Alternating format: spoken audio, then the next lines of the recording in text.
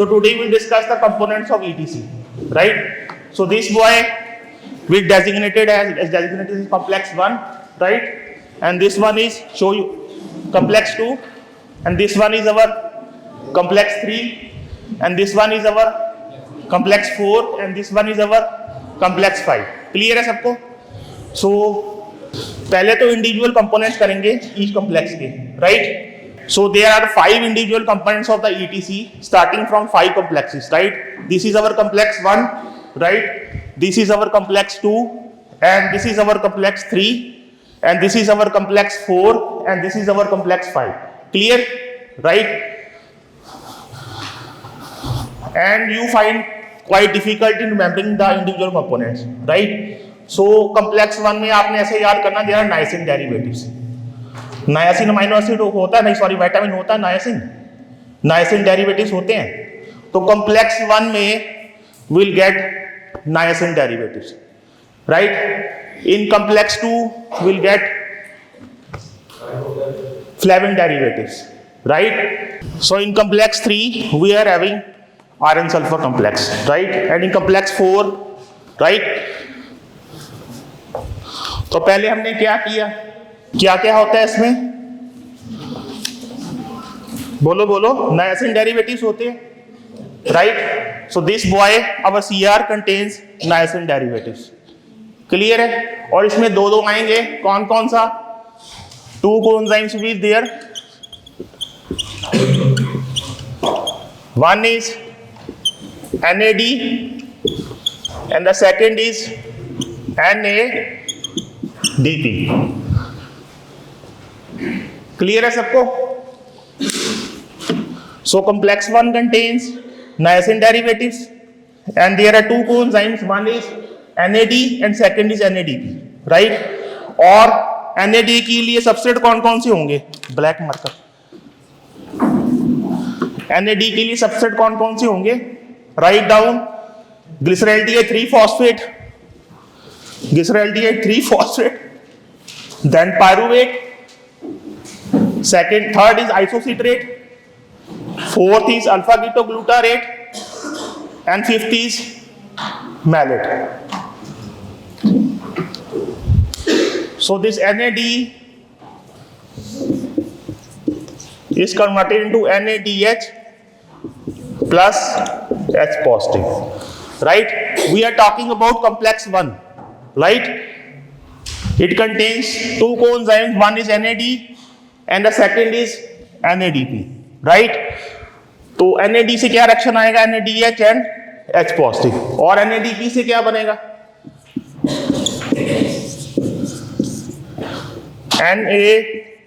NADPH किया था हमने HFP शर्ट में, है ना? वो आ गया. अब तो जो NAD है हमारा पहले वाला नायासिन derivative, that is directly involved in ETC as complex 1. Clear है? और NADP जो है that is not directly involved, right? वो कहाँ यूज होता है? एक तो फैटी एसिड सिंथेसिस में, और सेकंड ये वाला यूज होगा. First is fatty acid synthesis, right? And second is cholesterol synthesis, right? बोलो, अभी किसी को डाउट रह गया तो बोलो. So complex 1 contain niacin derivatives. Our boy, this contain niacin derivatives, right? There are 2 coenzymes, one is NAD and second is NADP, right? But NAD is directly involved in ETC, NADP is not involved, right? और NADP कहाँ use होगा? Cholesterol biosynthesis में और fatty acid synthesis में. और NAD कहाँ use होगा और उसके सबस्ट्रेट कहाँ आएंगे? फर्स्ट सबस्ट्रेट इज, बोलो, glyceraldehyde 3-phosphate, then pyruvate, isocitrate, alpha ketoglutarate and finally malate, right? अब आगे हमारे this complex 2, right? इसकी क्या प्रॉपर्टी बताई थी मैंने?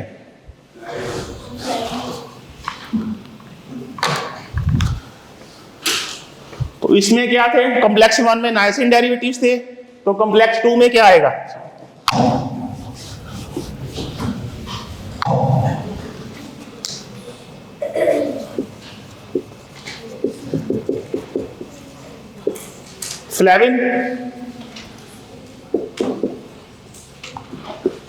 फ्लेविन डेरिवेटिव्स आएंगे,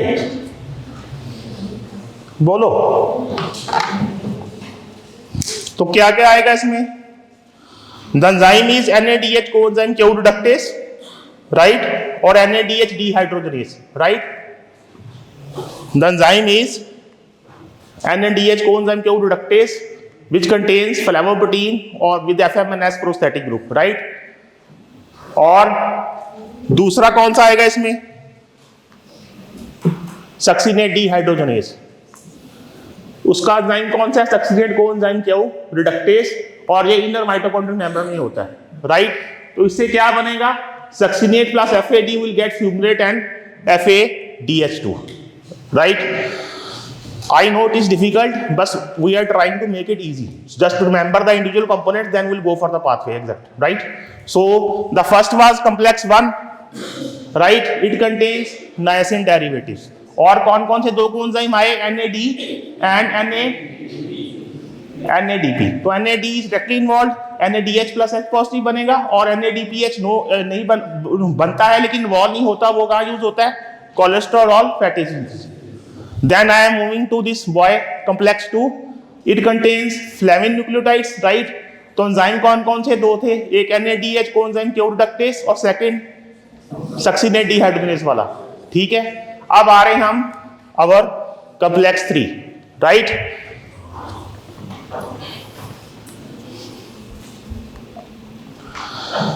Complex 3 contain iron sulfur proteins, right?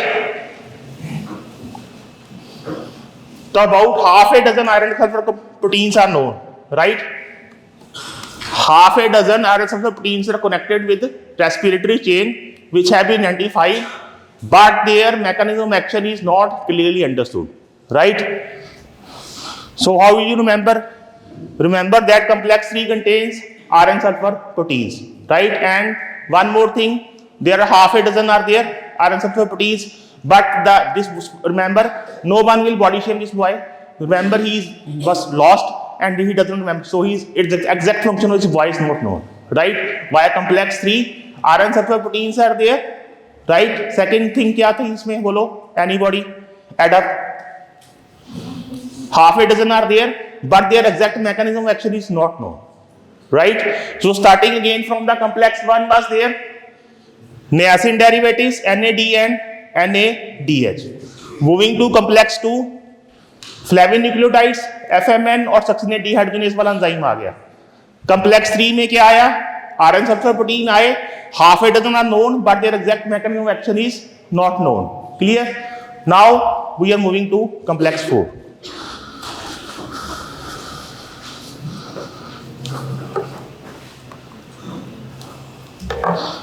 Our complex 4. How will you remember complex 4? Nobody will body shame him. Remember complex 4 with Sanjay Dutt, right? Sanjay Dutt has lot of girlfriends, right? So coenzyme Q is having 10 isoprenoid units, right? The coenzyme Q10 is a ubiquinone, right? And it's ubiquitous in living system. It has variable isoprenoid side chain, and quinone with 10 isoprenoid units and also known as coenzyme Q10. Q10 क्यों बोला हमने इसको? क्योंकि इसमें 10 आइसोप्रीनोइड units है complex 4 में। Clear हुआ सबको कि नहीं हुआ? बोलो।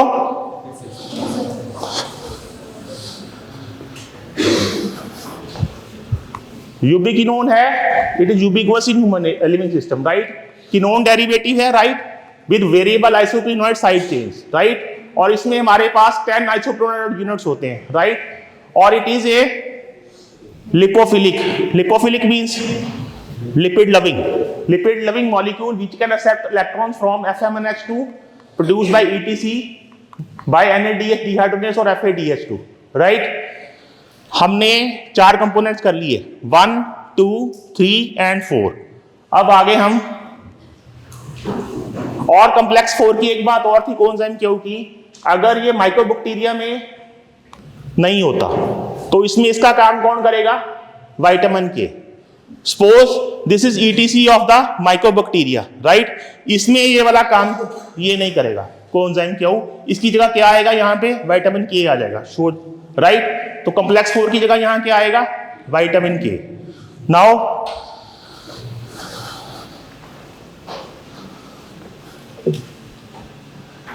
and coenzyme Q has no metabolic precursor in animals, right, and it is directly synthesized in the body. Now coming on to the last part, complex 5. It contains cytochromes, and what are cytochromes? They are conjugated proteins containing heme group, right, और इसमें अंदर porphyrin में RNA atom भी होता है, and the heme group of cytochrome is different from that of hemoglobin and myoglobin, right? तो this our complex 5 was there. इसमें क्या क्या था हमारे पास, याद करो ना, and she is again yawning, middle one है ना, मुंह पे हाथ रख लिया, राइट। तो अब इसमें क्या क्या था हमारे पास, साइटोक्रोम्स में क्या क्या है, they are conjugated proteins containing heme group, right. लेकिन जो इसके सेंटर में जो है हमारा आयरन, दैट इज, अगर हीमोग्लोबिन हो या उसमें हो तो उसमें फेरस फॉर्म में रहता है ना, फेरस में। और इसमें क्या होता है कि फेरस और फेरिक में कन्वर्ट होता रहता है, क्योंकि हमने आगे ऑक्सीडेशन रिडक्शन करके रिएक्शन को आगे लेके जाना कि एटीपी सिंथेसाइज करना है। तो इसके साइटोक्रोम के और हीमोग्लोबिन के साइटोक्रोम में क्या, मतलब अंदर हीम आयरन में क्या डिफरेंस आएगा, it can be reversibly oxidise to ferrous and ferric इसमें। लेकिन अगर हीमोग्लोबिन का होगा तो उसमें फेरस में ही रहेगा। पांचों कंपोनेंट्स हो गए याद सबको, और शैल आई रिपीट? या इसमें क्या था हमारे पास, साइटोक्रोम्स थे सारे, अलग अलग करवाता हूं लेकिन। तो इसमें क्या है, पहली बात तो अंदर जैसे हीमोग्लोबिन में अंदर हीम होता है ना, हीम में अंदर आयरन होता है, राइट। तो आयरन उसमें फेरस स्टेट में ही रहता है। लेकिन इसमें जो साइटोक्रोम में आएगा iron, that is reversibly oxidised into ferrous and ferric, right. ये डिफरेंस है इसका मेन, ठीक है। कॉम्प्लेक्स 4 में क्या आया था, रिपीट, विटामिन के था किसमें, माइकोबैक्टीरिया में, है ना। और ह्यूमंस में क्या था, रिवाइज कराओ ना, लो, यूबिक्विनोन था, यूबिक्वस इन नेचर, और किनोन डेरिवेटिव थी इसके 10 आइसोप्रीनोइड यूनिट्स थे। देन कॉम्प्लेक्स 3 में क्या था, आयरन सल्फर प्रोटीन थे हमारे पास, और क्या था, then moving on to complex 2 में क्या था, फ्लेविन न्यूक्लियोटाइड्स थे, सक्सिनेट डीहाइड्रोजनेस वाला रिएक्शन आएगा और फ्लेविन वाला। कॉम्प्लेक्स 1 में क्या था, नाइसिन डेरिवेटिव्स और NAD एंड NADP। क्लियर हो गए इंडिविजुअल कंपोनेंट्स। अब करते हैं इसको आगे।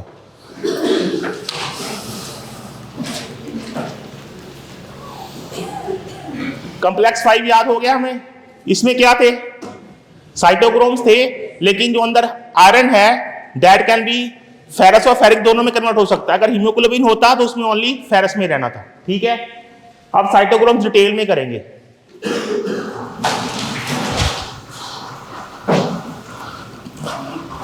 जैसे 1 2 3 होता है ना, सीरियल ऑर्डर ऐसे ABC होते हैं। सो ABC बेसिक आ गए पहले, cytochrome A B and C, right.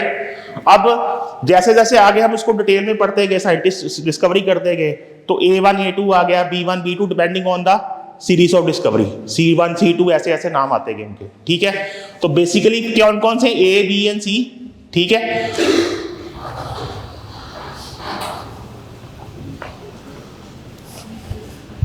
So 3 cytochromes were initially discovered, right, from the mammalian mitochondria. They were A, B, and C, right. Type of heme present in respective absorption, right. Additionally, जब हमने और ढूंढे तो उनके नाम C1, B1, B2, A3 जो series के मिलते गए उससे हमने नाम कर दिए उनके, ठीक है। The electrons are transported from coenzyme Q to cytochromes in order B, C1, C, A and A3। तो ये ऑर्डर इस हिसाब से चलेगा। कॉम्प्लेक्स 5 में फाइनली ये ऑर्डर से आएंगे B, C1, C, A and A3, इस सीरीज में पास होंगे, राइट। और साइटोक्रोम C की क्या क्वालिटी है, molecular weight is 13,000 and it is small protein containing 104 amino acids and heme group. ये मल्टीपल चॉइस में पूछ सकते हैं इसकी details, right? Or it is central member of the ETC with intermediate redox potential, and it is rather loosely bound to the inner mitochondrial membrane and can be easily extracted, right? Then A and A3 आ गए, जो cytochrome oxidase is currently used to collectively represent A and A3, right? Which is the terminal component of the ETC, हमारा this one 5 complex 5 cytochrome oxidase में इसमें A और A3 आएगा, ठीक है? Then cytochrome oxidase is the only electron carrier. The heme iron which can directly react with molecular oxygen. इसका heme iron directly molecular oxygen के साथ react कर सकता है. Beside heme with iron इसमें copper भी होता है, right? And in the final stage of ETC, the transported electron, the free proton and molecular oxygen combine to produce water.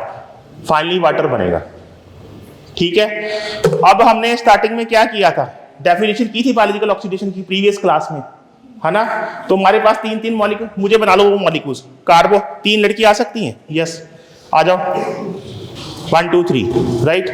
यहाँ खड़े हो जाओ, ऊपर से आ जाओ सीधा फटाफट, time. So 1 is our carbohydrate, second is our protein and this is fat, right? तो 3 मॉलिक्यूल्स हमने किए basic, carbohydrate, fat and protein. जब ये ऑक्सीडाइज होंगे तो ये फाइनली मूव करेंगे कॉम्प्लेक्स 1 से, देन 2 से, देन 3 से, देन 4 से, देन 5 से, और फिर फाइनली हमारे पास एटीपी बनेगा। This is the summary of biological. समझ आ गई? है ना? अभी डेफिनेशन बोल नहीं पा रहे हो, मुझे समझ आ रही है, लेकिन मैं देख रहा हूं तुम्हारे चेहरे, लेकिन इसको देखो, अभी इतना समझ जाओगे तो अभी मैं करवाता हूं सारा, ठीक है? So we will have 3 molecules. First is our, hand raise करो, carbohydrate, then this is our lipids, then this is our amino acid, right? They undergo a series of reactions via complex 1 2 3 4 and 5 to finally generate free energy. Free energy generate करनी है ना, free energy generate हो, अगर generate हो, एक्सर्गोनिक किया था last class में, negative जी delta जी, तो क्या होगा? एनर्जी जनरेट हो रही है, एटीपी बन रहा है, तो फाइनली मैं बन रहा हूं एटीपी से।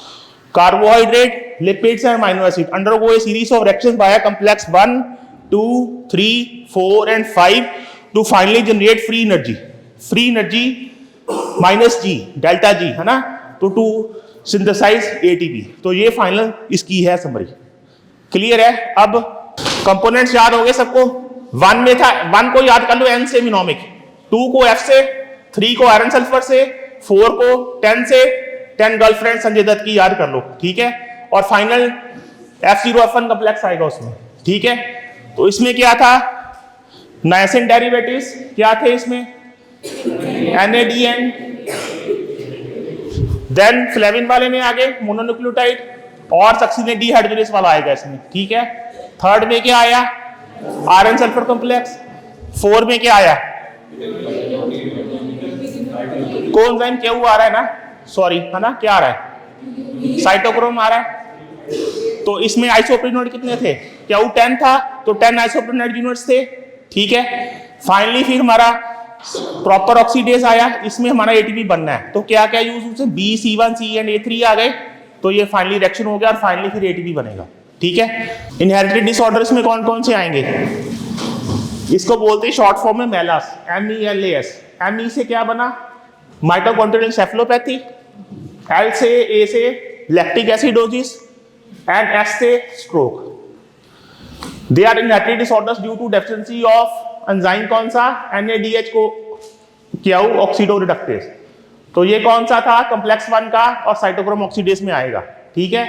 ये कैसे होता है? It is caused by mutation in mitochondrial DNA, right? तो इसके फाइनली क्या होगा? MELAS are believed to be involved in Alzheimer and diabetes mellitus, right?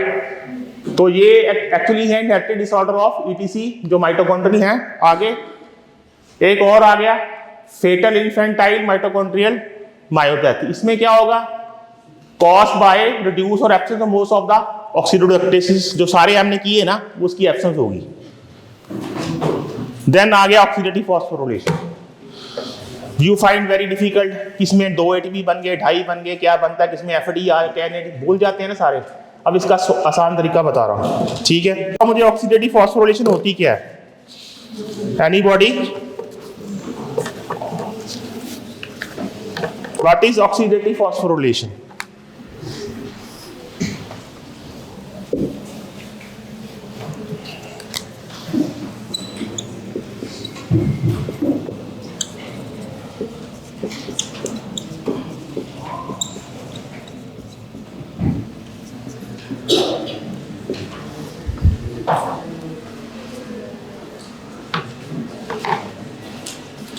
Normally जब हम इलेक्ट्रॉन ट्रांसफर करते हैं through etc, it is linked with release of free energy. मैंने बताया डेल्टा जी नेगेटिव बनता है लास्ट में। तो process of synthesising ATP from ADP and phosphate coupled with ETC is known as oxidative phosphorylation. जब इसमें से इलेक्ट्रॉन पास करते हैं ईटीसी से, राइट, तो फाइनली ऑक्सीडेटिव फॉस्फोरिलेशन के साथ कनेक्ट होता है ईटीसी, तो फिर एनर्जी जनरेट होती है ना, ठीक है। इसमें कौन सा आया? The complex 5 of the inner mitochondrial is the site of oxidative phosphorylation, right? The transport of electrons through ETC is linked with the release of free energy. इतना समझ आ गया? And the process of synthesizing ATP from ADP and phosphate coupled with ETC is known as oxidative phosphorylation. Finally तो हमने ATP बनाना है couple करके ETC के साथ, इसको बोलते हैं is known as oxidative phosphorylation, right? Transport हो रहे final electrons through the etc link with the release of free energy 1 से 2 से 3 से 4 से 5 से, राइट। The process of synthesising ATP from ADP and phosphate coupled with ETC is known as oxidative phosphorylation. और complex 5 जो है इनर माइटोकॉन्ड्रियल मेम्ब्रेन में is the site of oxidative phosphorylation. अब आ गया वो कितने बन गए, किसी में 2 बन गए, 2.5 बोलती है कोई बुक। अब हमने लेटेस्ट के हिसाब से चलना है, 2.5 बने 2.5 या 1.5। तो पीओ रेशियो क्या होती है लिखो पहले। What is PO ratio? PO ratio refers to number of inorganic phosphate molecule utilised for ATP generation for every atom of oxygen consume. क्या हुआ? Number of inorganic phosphates utilised हो गए,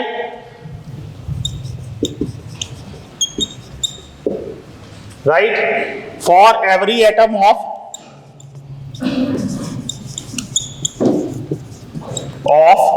ऑक्सीजन कंज्यूम्ड। ओपी रेशियो, ठीक है। Number of inorganic phosphate utilised for every atom of oxygen consumed.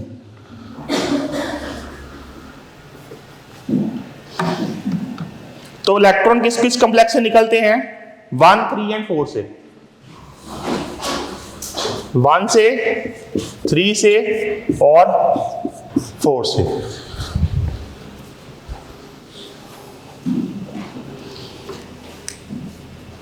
और जब हमने एक एटीपी बनाना है ना, 1 ATP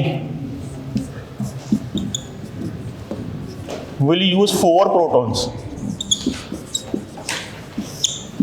4 protons is equal to 1 ATP, right. और हमने 2 रिएक्शन मेन किए थे, NAD वाला और FAD वाला, है ना। NAD से और FAD से। इसमें बनते हैं 10, इसमें बनते हैं कितने? 6। इसमें एक कॉम्प्लेक्स यूज नहीं होता, इसमें 4 निकले, इसमें से 4, 4, 2 कितने हो गए? 10। तो एक 4 कितने के बराबर है? 1 4 इज इक्वल टू 1 ATP। तो 4 + 4 इज इक्वल टू 2.5 ATP। किसमें बने? इस वाले में टोटल 10 है। और FAD वाले में दिस इज नॉट इन्वॉल्व, 4 + 2 इज इक्वल टू 6। तो कितने बने? 1.5। ये समझ आ गया तो सारे रिएक्शन बना लोगे। अभी भी नहीं समझ आई तो पूछ लो। ऑक्सीडेटिव फॉस्फोरिलेशन थी, right. The number of inorganic phosphate कितने यूटिलाइज हो रहे हैं? For every atom of oxygen consume, right. ठीक है, तो 4 से हमारे प्रोटॉन यूज हो तो एक एटीपी बनता है। ठीक है, तो हमने दो मेन की, NAD और दिस वन। तो NAD में कितने होते हैं 10, FAD में 6 क्यों होते हैं, इसमें ये कॉम्प्लेक्स नहीं होता। 3 and 4 इज देयर, 4 + 2 = 6। 6 को डिवाइड करोगे 4 से तो 1.5 आ गया, तो 1.5 ATP आर बीइंग सिंथेसाइज्ड, और इसमें 2.5। ये पूछ लो मेरे से दोबारा, नहीं तो फिर बोलो, किसी को भी डाउट है तो पूछ लो, नहीं तो फिर मैं आगे करवाऊंगा, फिर रिएक्शन बनने हैं सारे। बोलो। यस यस, PO रेशियो क्या थी? Number of inorganic phosphate molecules utilise for ATP generation for every atom of oxygen consume. Flow electron कहां से जाएगा? कॉम्प्लेक्स 1 से, 3 से और 4 से, तो रिजल्ट इन ट्रांसलोकेशन कितने जाएंगे? 10 प्रोटॉन्स। जब 1, 3 और 4 से टोटल 10 प्रोटॉन्स जाने हैं। ठीक है, और सिंथेसिस ऑफ 1 ATP कितने चाहिए हमें? 4 प्रोटॉन्स, तो टोटल 10 जाने हैं। 1 कॉम्प्लेक्स से कितने जाएंगे? 4, एंड 3 से अगेन 4, और 4 से 2। 4 + 4 + 2 = टोटल 10 आएंगे। ठीक है, तो PO रेशो उसके लिए कितना हुआ? बोलो। NAD के लिए 4 + 4 + 2 10 आ गए, तो 10 में 4 से डिवाइड किया तो 4 ATP 8 हो गए, प्लस 2 हाफ हो गया, 2.5 ATP बन गया। और FADH2 में क्या हुआ? 1 complex is not involved, complex 3 and 4 is there. 3 में से कितने निकले? 4 = 1 ATP। 4 में से कितने निकले? 2 = हाफ ATP, 1.5। ऐसे ATP कैलकुलेट होने हैं। हो गई समझ सबको कि नहीं आई? अब आनी चाहिए।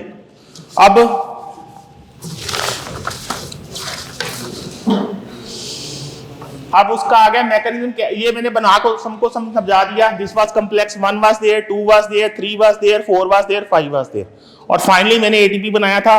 3 लड़कियां यूज की थी, कार्बोहाइड्रेट वाली, लिपिड वाली और प्रोटीन वाली। अब ये हुआ कैसे एग्जैक्ट, ये समझ नहीं ना आया सबको, है ना। अब इसकी ये 3 मैकेनिज्म बनाए थे साइंटिस्ट ने कि फाइनली एनर्जी जनरेट हुई कैसे।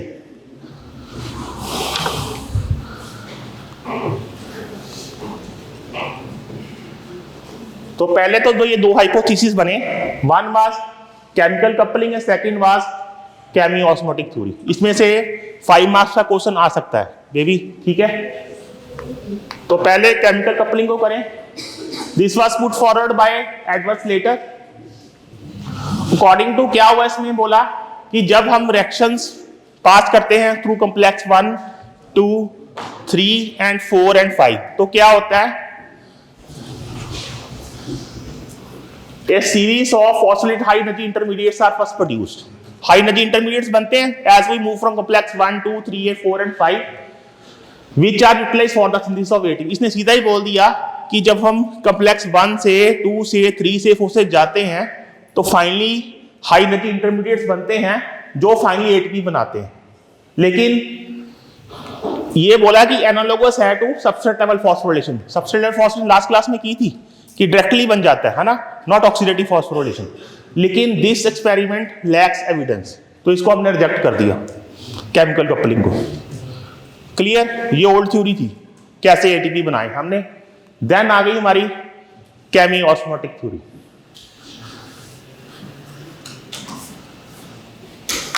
इसमें हमने क्या करना है,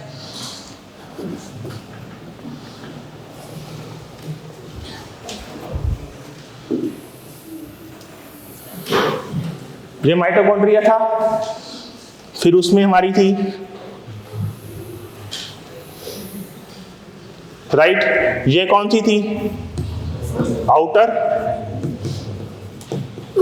ये क्या थी? इनर। मेम्ब्रेन है, समझ रहे हो ना। और ये क्या थी? Inter membrane space. क्लियर है सबको? तो उस दिन ये बॉयज की थी, ये गर्ल्स की थी। क्लियर है सबको? याद कर रहे हो प्राणी? तो यहां मैं मूव किया था, ये क्या थी? इंटर मेम्ब्रेन स्पेस थी। और जो इनर मेम्ब्रेन थी वो फोल्ड करके अब नाम क्या बनाती थी हमारे क्रिस्टल ये थे, राइट। नॉर्मल सरफेस है ऐसे, तो अगर फोल्ड हो जाएगा तो उसका सरफेस एरिया इंक्रीज हो जाता है। तो क्रिस्टल से क्या फायदा होता है? सरफेस एरिया इज इंक्रीज्ड, ठीक है। और बीच में क्या थी हमारी मैट्रिक्स। क्लियर है सबको पार्ट्स, राइट। अब इस थ्योरी के हिसाब से चलते हैं, तीनों डायग्राम पैरेलल देखना।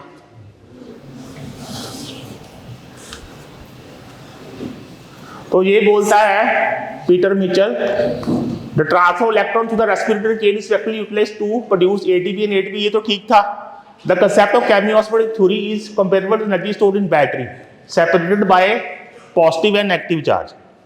जैसे हम कॉम्प्लेक्स 1 से 2 से 3 से 4 से 5 से मूव कर रहे हैं ना, तो एक इलेक्ट्रोकेमिकल ग्रेडियंट प्रोड्यूस हो रहा है पॉजिटिव और नेगेटिव का, ये फाइनली सिंथेसाइज करता है एटीपी, राइट।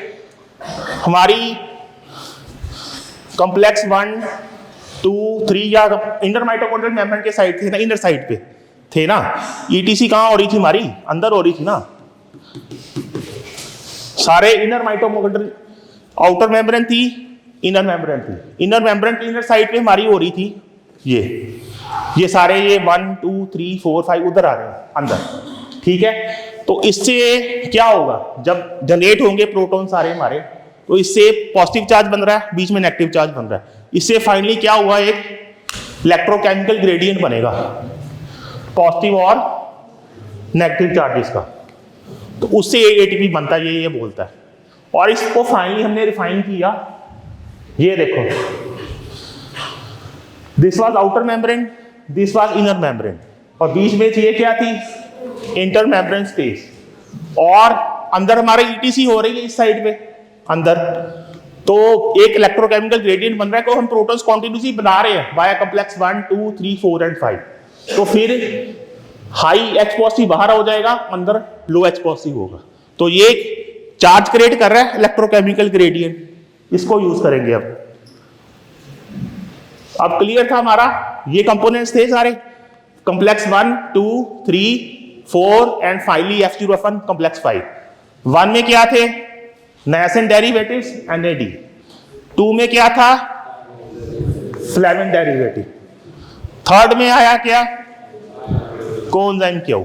फिर फाइनली BC1 ये वाले आ गए, और फाइनली जो हमारा F0F1 कॉम्प्लेक्स है इसमें लॉलीपॉप में इसमें आएगा, ठीक है। क्लियर हो गया? अब डायग्राम को समझते जाना, साथ में फाइनली खत्म होना सारा, ठीक है। तो कॉम्प्लेक्स 5 में हमारा ये आना था फाइनली F0F1 कॉम्प्लेक्स, जो एटीपी सिंथेटेज है, जिसमें हमारा एटीपी बनना है। तो ये डायग्राम याद है, एक इलेक्ट्रोकेमिकल ग्रेडियंट बन रहा है, क्लियर है। और सारे कंपोनेंट्स हो गए 1 2 3 4 and 5 inner side of the inner mitochondrial membrane. This was outer membrane, inter membrane space, inner membrane, और उसकी इनर साइड पे ये चल रही है, क्लियर है। अब आगे चले, प्रोटॉन ग्रेडियंट बना हमारे पास। The transport of electron through ETC is coupled with translocation of protons across the inner mitochondrial membrane from the matrix to the intermembrane space. The pumping of proton result in electrochemical gradient due to accumulation of more H positive on the outer side of the inner membrane than the inner side. ये diagram दिखाता हूं, ये है final diagram. Finally ये चीज बननी है, outer membrane, outer membrane is there, intermembrane space, inner mitochondrial और मैट्रिक्स। मैट्रिक्स में क्या चल रही थी हमारी? ETC 1 2 3 4 and 5 complexes were there, right. और ATP कहाँ बनने थे ऑक्सीडेटिव फॉस्फोरिलेशन में? 1 में 3 में और 4 में, राइट। 1 में जब हमारा NAD से NADH बना तो 4 प्रोटॉन्स पंप हो गए बाहर। कहाँ पंप हुए? ये इंटरमेम्ब्रेन स्पेस में।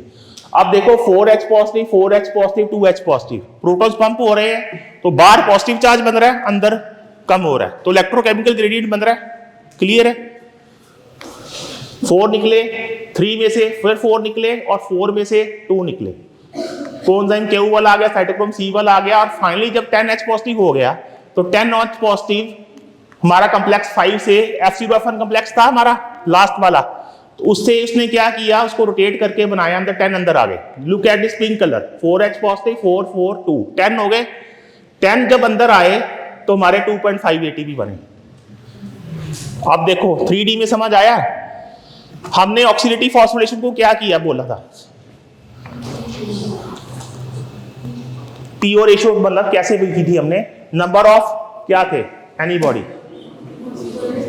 फॉस्फेट यूटिलाइज है ना एटीपी बनाने में, तो 4H positive is equal to 1 ATP है ना। तो अब 4 यहां निकले, 4 यहां निकले, 2 यहां निकले, तो टोटल 10 हो गया। एक इलेक्ट्रोकेमिकल चार्ज हो गया बिटवीन, बाहर H पॉजिटिव ज्यादा अंदर कम हो गया है ना, तो ये चार्ज की वजह से फाइनल कॉम्प्लेक्स से ये 10H मूव किया। तो 10 से कितने बने एटीपी हमारे पास, 4 is equal to 1 ATP, then 4 is equal to 1 ATP and 2 is equal to, तो 2.5 ATP बन गए हमारे पास। और अगर हमने FAD वाला यूज किया, FADH2, उसमें ये नहीं इन्वॉल्व था ना, है ना, तो 4 + 2 is equal to 6, 6 equal to कितने बनेंगे फिर 1.5 ATP। आ रहा समझ? इसको प्लीज रिवाइज कर लेना, आधा घंटा रिवाइज कर लोगे, you will get everything out of it, otherwise it will be gone somewhere else, right? Clear हो गया सबको? तो यहां अंदर कितना चार्ज हो गया, OH नेगेटिव, अल्कलाइन इंक्रीज हो रहा है, बाहर H पॉजिटिव इंक्रीज हो रहा है, ठीक है। क्यों इंक्रीज हुआ, क्योंकि मैंने ETC चलाई तो प्रोटॉन्स बने, प्रोटॉन्स हो गए पंप, बाहर पंप हुए, बाहर H पॉजिटिव ज्यादा हो गया, अंदर OH नेगेटिव हो गया। It created electrochemical gradient positive और नेगेटिव का, उससे क्या हुआ कि 10 अंदर मूव किए F0F1 कॉम्प्लेक्स से, तो 10 अंदर आए तो बन गया 2.5 ATP। This is chemiosmotic hypothesis, right? अब इसमें और डिटेल आएगी इस कॉम्प्लेक्स की, फाइनल की, दिस F0F1 की, इसको डिटेल में समझेंगे। अब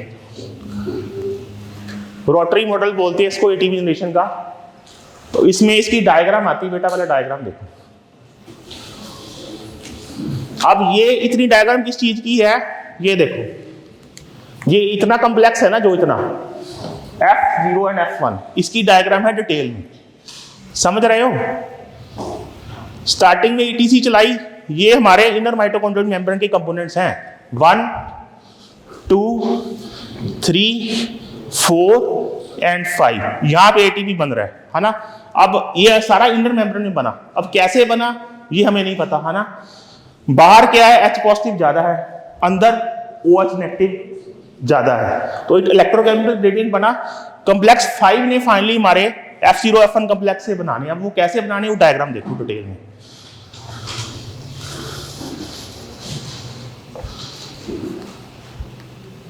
this is final big diagram, ये F0 कॉम्प्लेक्स है, ये F1 कॉम्प्लेक्स है। तो इसमें C सब यूनिट होता है, हमने 10H पॉजिटिव बाहर बने थे जब पंप हुए प्रोटॉन्स, तो ये अंदर आएगा, तो ये C सब यूनिट रोटेट करता है, रोटेट करने से गामा रोटेट करेगा, और ये इसके इंडिविजुअल कंपोनेंट्स होते हैं 2 अल्फा 2 बीटा एंड बीच में होता है गामा, दिस। तो इससे फाइनली ADP से ATP बनता है। वो कैसे, एक डायग्राम हो रहा है इसकी डिटेल में। अब ऊपर वाले कॉम्प्लेक्स को ये तुम देख रहे हो लॉन्गिट्यूडनल, अब इसको ऊपर से देखेंगे।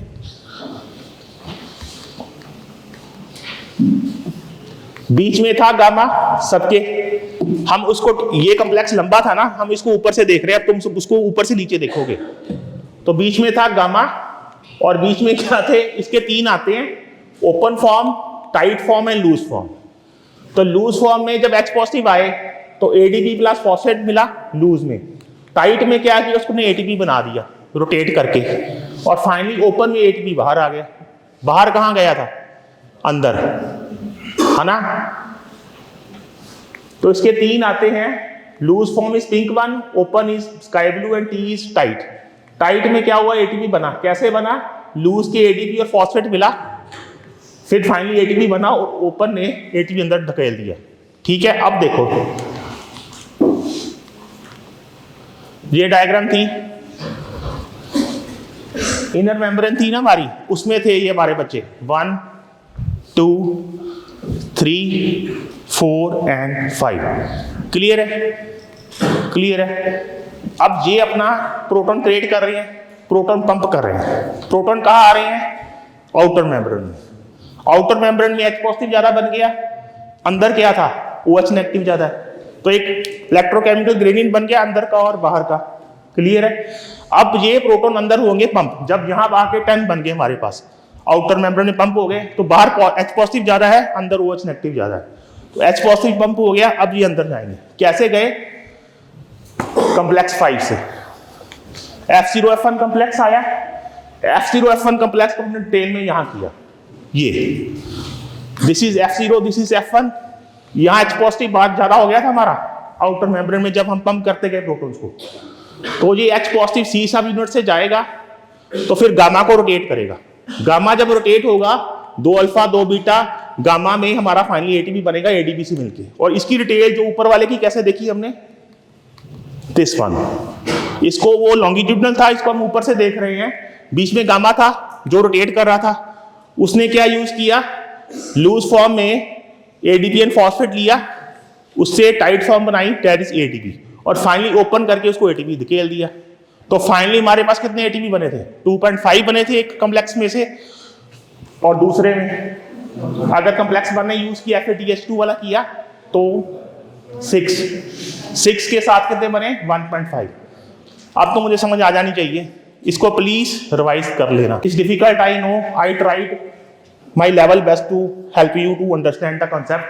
Complex 1 was niacin derivatives, flavin derivatives, iron sulfur complex, coenzyme Q10 and F0F1 complex, right?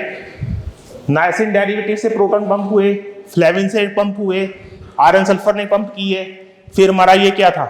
Q10 था, 10 आइसोटोनिक यूनिट थे, और BC1CA3 से ATP सिंथेटेज आ गए। अब इस ATP सिंथेटेज के पास हमारे पास 2 कॉम्प्लेक्स है, F0 एंड F1, राइट?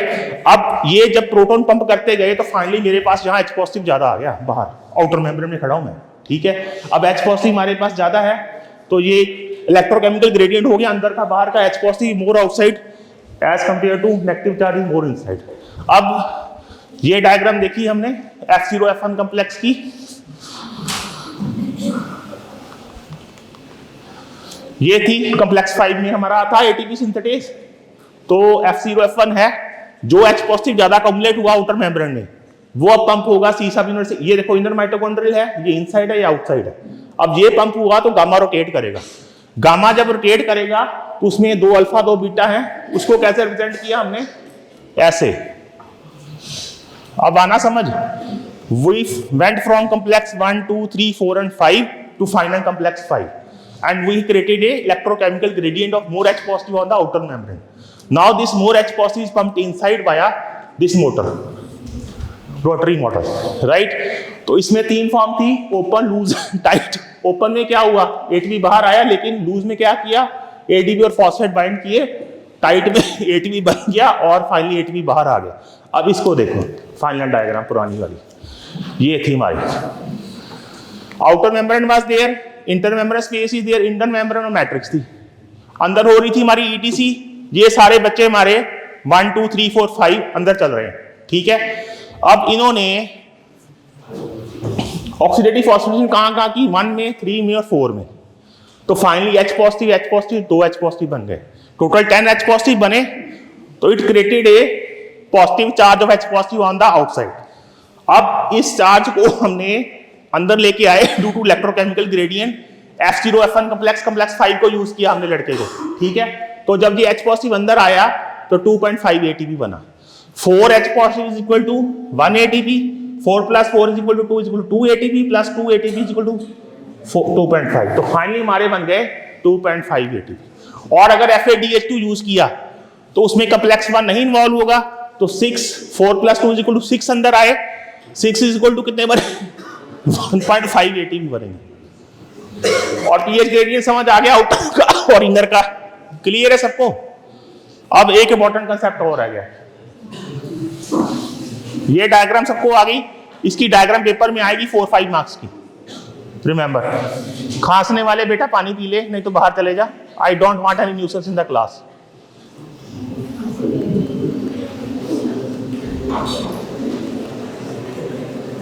और इसके इनहेरिटेड डिसऑर्डर कौन कौन से आएंगे? 100 polypeptides are required for oxidative phosphorylation, जिसमें 30 are coded on the mitochondrial DNA, right? And synthesized the mitochondria while rest are in the cytosol. तो माइटोकॉन्ड्रियल डीएनए कहाँ से आता है? मैटरनली इनहेरिटेड होता है, तो बिकॉज स्पर्म वाला उसमें नहीं एंटर करता। तो mitochondrial DNA about 1% of cellular DNA is 10 times more susceptible to mutation. ठीक है, इतना खांस रहे हो बेटा, बाहर जाके खांस लो। मैंने बोला अटेंडेंस लेके बाहर चले जाओ, लेकिन मुझे I want zero disturbance in the class. तो mitochondrial DNA mutation mostly seen in tissues like where high rate oxidative phosphate कौन कौन से सीएनएस में, skeletal, heart muscle and liver में आएगी। एक और डिसऑर्डर आ गया, एक तो हमने किया था मेलास, इसमें क्या था? माइटोकॉन्ड्रियल सेफलोपैथी, लैक्टिक एसिडोसिस से स्ट्रोक था। और इसमें क्या है? माइटोकॉन्ड्रियल म्यूटेशन में that loss of bilateral vision is there and neuroretinal degeneration is there. और कौन कौन सा डिसऑर्डर आएगा इसमें? पियर्सन सिंड्रोम आएगा और माइटोकॉन्ड्रियल डिप्लीशन सिंड्रोम आएंगे 3। ठीक है, थैंक यू। इनहिबिटर आज नहीं कराऊंगा, इनहिबिटर आ गए जो इसको रोकते हैं। आपने देखा जो हमारे रॉ वाले होते हैं, जो आईएसआई वाले, जो पकड़ा जाता है तो साइडेड खाता उसी वक्त मर जाता है, वो यहां यूज होती है हमारे। ये था कॉम्प्लेक्स 1 में एनएडी था, देन एफएमएन था, कोएंजाइम क्यू, बी, C1, C, A and A3 और फाइनली हमारे एटीपी बने थे। तो हमने बोला था 1, 2 और 3 साइट्स थी, इन 3 साइट्स को अलग अलग इनहिबिट करते हैं। They are known as inhibitors of the ETC. तो कॉम्प्लेक्स 1 पे कौन कौन से आएंगे? Amytal, rotenone and piericidin. ये बेटा मल्टीपल चॉइस पक्का 200%, आज बोल रहा हूँ 5 साल में पीजी में आएगा क्वेश्चन, 100% 200% आएगा। इनहिबिटर्स आएंगे, तो फर्स्ट इज अमाइटल, रोटिनोन, पायरसिटिनेज यहाँ आएगा। देन यहाँ पे कौन कौन साइड 2 पे आएगा? Antimycin A and British anti lewisite, BAL poison. और फाइनली थर्ड साइड पे कौन कौन से आए? Cyanide, carbon monoxide and sodium azide, right. Cyanide poisoning होता क्या है? Most important inhibitor of the ETC है। जब हमें एटीपी जनरेट किए तो एनर्जी यूज हुई। एनर्जी कहाँ कहाँ यूज हुई थी? मसल कंट्रैक्शन में, सारी बॉडी एक्टिविटी में। जब इसको ईटीसी को ही इनहिबिट कर दिया साइनाइड, तो you will die in seconds. तभी ये इसको पॉइजन एज यूज करते हैं। और it binds with ferric of the cytochrome oxidase blocking mitochondrial respiration. कहाँ बाइंड करता है? फेरिक आयरन के साथ और साइटोक्रोम ऑक्सीडेज के साथ। Cyanide poisoning cause the death of, एक तो ये हो गया। और सुसाइड कहाँ यूज करते हैं? मिलिटेंट, टेररिस्ट और वेरियस सारे यूज करते हैं। और अगर इसको इनहेल कर लिया आपने, it will cause coma, seizures and cardiac arrest in few seconds. तो उसने ईटीसी ब्लॉक कर देनी ना, कुछ चलना ही नहीं बॉडी का। ठीक है। और लोअर डोज में क्या कर सकता है? Headache, weakness, giddiness, confusion and difficulty in breathing, right. Treatment में क्या यूज करते हैं इसकी? एंटीडोट्स होते हैं। क्या क्या होता है उसमें? Amyl nitrate and sodium nitrite. ये क्या करते हैं? Nitrite converts haemoglobin to methaemoglobin forming cyanomethaemoglobin. तो this result release of cyanide from cytochrome oxidase. Cytochrome oxidase release कर देगा, तो फिर वो ब्लॉक नहीं कर पाएगा, तो then ETC will again run. ठीक है। तो this reaction involves conversion of cyanide to harmless. ये रिएक्शन बीटा वाला से भी करते हैं, 2 हमारे पास है। अब आ गया अनकपलर्स, मोस्ट इंपॉर्टेंट अनकपलर्स। 2 बच्चे आ जाओ और बाकी जाओ बच्चे नीचे। Sit here. ऑक्सीडेटिव फॉस्फोरिलेशन पकड़। तो हमने किया ईटीसी और ऑक्सीडेटिव फॉस्फोरिलेशन कपल्ड है ना। तो फाइनली हमने एटीपी बनाए थे।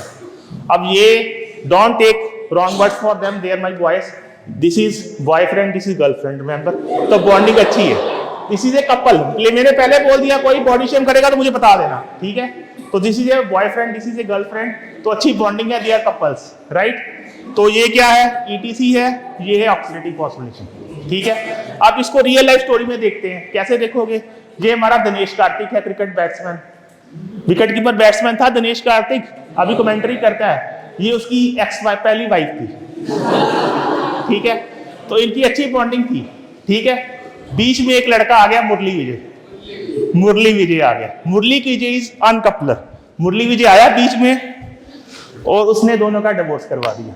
ये अलग हो गया और ये अलग हो गया, राइट। तो इसको बोलते हैं अनकपलिंग। आ गई समझ? ये था हमारा दिनेश कार्तिक, ये थी उसकी वाइफ, दे वर हैप्पीली मैरिड, लेकिन ये इतना आरसीबी में बिजी था और वो अपना बिजी था, तो अफेयर हो गया। ठीक है, अफेयर किसने कराया? मुरली विजय ने। मुरली विजय बीच में आ गया, मुझे बना दो Murali Vijay, this is very bad, है ना। तो इसने दिनेश कार्तिक और उसकी वाइफ का डिवोर्स करा दिया, तो आई एम एज ए अनकपलर। ठीक है, तो हमारी ईटीसी क्या थी? इसके साथ कपल थी, जिसने आके डिवोर्स कराया दोनों का, वो क्या था? अनकपलर। ठीक है, अब याद रहेगा अनकपलर। अनकपलर कौन है? मुरली विजय। और ईटीसी क्या है हमारी? दिनेश कार्तिक। और उसकी वाइफ क्या थी? ऑक्सीडेटिव फॉस्फोरेशन। दोनों इकट्ठे चलते थे, मैरिड थे, हैप्पीली मैरिड, लेकिन मुरली विजय ने आके काम खराब किया, डिवोर्स कराया, दैट इज ए अनकपलर। याद रहेगा। अनकपलर्स में अभी डिटेल में नेक्स्ट क्लास में कराऊंगा, 200% 4-5 क्वेश्चन आएंगे, डिटेल में करना, भी कल करेंगे। ठीक है, क्लियर है सबको? Any doubts? ठीक है, थैंक यू।